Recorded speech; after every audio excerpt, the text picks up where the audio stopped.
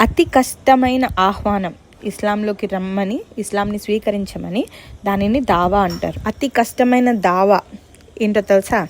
మన సొంత కుటుంబాన్ని ఇస్లాంని స్వీకరించమని ఆహ్వానించడం. అది అతి కష్టమైన పని. మన ప్రవక్త ముహమ్మద్ సల్లల్లాహు అలైహి వసల్లం గారు కూడా ఆయన చాలా కష్టపడ్డారు.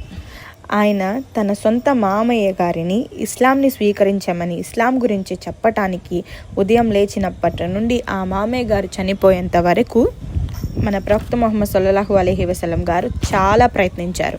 అయినా సరే మన ప్రవక్త గారి మామయ్య గారు చివరి దాకా ఇస్లాంని స్వీకరించలేదు. మన ప్రవక్త ముహమ్మద్ సల్లల్లాహు అలైహి వసల్లం గారికి అల్లాహ్ సుబ్హానహు తాలా ఈ ప్రయాణాన్ని తేలిక చేయలేదు. కాబట్టి మనకి తేలికగా ఉండిద్దనే భ్రమ మాత్రం పెట్టుకోవద్దు. ప్రయత్నించండి.